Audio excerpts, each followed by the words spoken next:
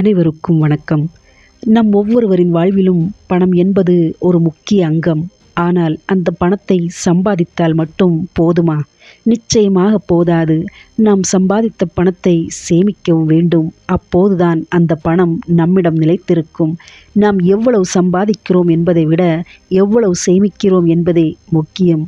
எவர் ஒருவரிடம் பணத்தை பற்றிய ஒழுக்கம் மற்றும் தொலைநோக்கு பார்வை இல்லையோ அவரிடம் சம்பாதித்த செல்வம் நீண்ட காலம் நிலைக்காது என்று சாணக்கியர் தனது கொள்கைகளில் தெளிவாக கூறியுள்ளார். செல்வத்தை சம்பாதிக்க வேண்டிய ஒரு பொருளாக மட்டும் பார்க்காமல் அதை பாதுகாத்து பெருக்கவும் வேண்டும். பணம் ஒருவரிடம் நிலைக்க வேண்டுமெனில் சாணக்கியர் கூறிய இந்த 4 கொள்கைகளை அவர் நிச்சயம் பின்பற்ற வேண்டும். அந்த 4 கொள்கைகள் என்ன என்பதை பற்றி நாம் தெளிவாக இன்றைய பதிவில் காணலாம். 1. ஆடம்பரம் கூடாது. இன்றைய காலகட்டத்தில் ஆடம்பரமே அடிப்படை தேவையாக போய்விட்டது. ஆடம்பரமாக இருப்பதை நம்மால் தவிர்க்க முடியாமல் போய்விட்டது.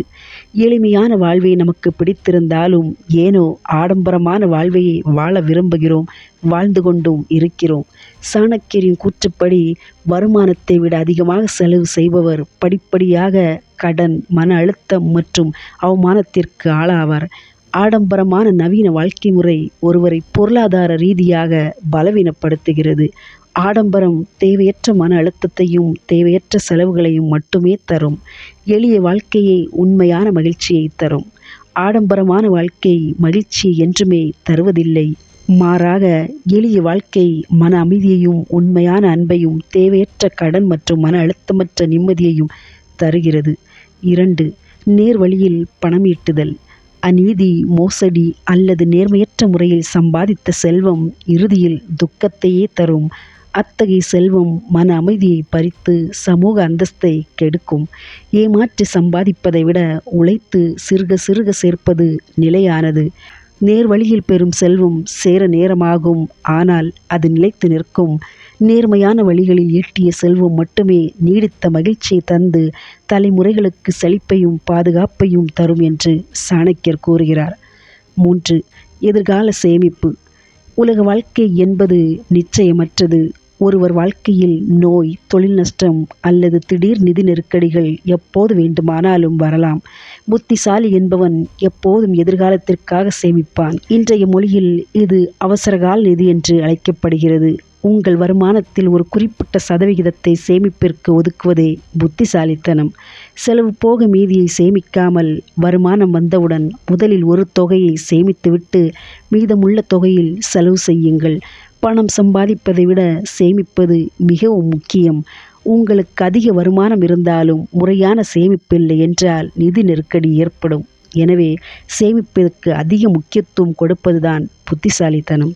எனவே உங்கள் வருமானத்தின் ஒரு பகுதியை சேமிப்பிற்காக ஒதுக்குங்கள். இந்த பழக்கம் எதிர்கால நிதி வலிமைக்கு அடித்தளமிடும். போதிய சேமிப்பு இருப்பது பண நெருக்கடியால் ஏற்படும் மன அழுத்தத்தை குறைத்து நிம்மதியை தரும். 4. முதலீடு செய்வது அவசியம். செல்வத்தை சேர்ப்பது மட்டும் போதாது என்று ஆச்சாரியா சாணக்கியர் நம்பினார். அதை சரியான திசையில் முதலீடு செய்வதும் அவசியம். கல்வி, திறன்கள், தொழில் அல்லது சொத்துக்களில் முதலீடு செய்வது செல்வத்தை பெருக்கும். சும்மா இருக்கும் பணம் அதன் மதிப்பை இழக்கும். எனவே பணத்தை முதலீடு செய்யுங்கள். சேமிப்பு பாதுகாப்பை தந்தாலும் பணவீக்கத்தை முறியடித்து செல்வத்தை பெருக்க சேமித்த பணத்தை முறையாக முதலீடு செய்ய வேண்டும். முறையான சேமிப்பு மற்றும் முதலீடு உங்களை அடுத்த ஒரு உதவியை நாடாத நிலைக்கு கொண்டு செல்லும் என்பது உறுதி. ஆச்சாரியா சாணக்கியரின் தத்துவங்களின்படி பணம் என்பது ஒரு இலக்கு அல்ல, ஒரு கருவி என்று அவர் கூறினார். ஒழுக்கம், கட்டுப்பாடு மற்றும் தொலைநோக்கு பார்வையுடன் நிர்வகிக்கப்படும் பணம் மட்டுமே நீடித்த மகிழ்ச்சியையும் மரியாதையும் தரும். அதிக தொகையை மட்டும்தான் சேமிக்க வேண்டும் என்றில்லை. சிறு தொகையாக இருந்தாலும் முறையாக சேமிப்பது எதிர்காலத்தில் பெரிய அளவில் உங்களுக்கு உதவும். உங்கள் வருமானத்தில் ஒரு பகுதியை திட்டமிட்டு சேமிப்பதுடன் சரியான இலக்குகளுடன் முதலீடு செய்வதும் பணத்தை உங்களிடம் நிலைக்க செய்யும். முதலீடு என்பது வெறும் பணம் சம்பாதிப்பது மட்டுமல்ல, அது உங்கள் குடும்பத்தின் பாதுகாப்பு மற்றும் நிம்மதியான வாழ்க்கையை உறுதி செய்யும் ஒரு கருவியாகும் என்பதை மறக்க வேண்டாம். நன்றி, வணக்கம்.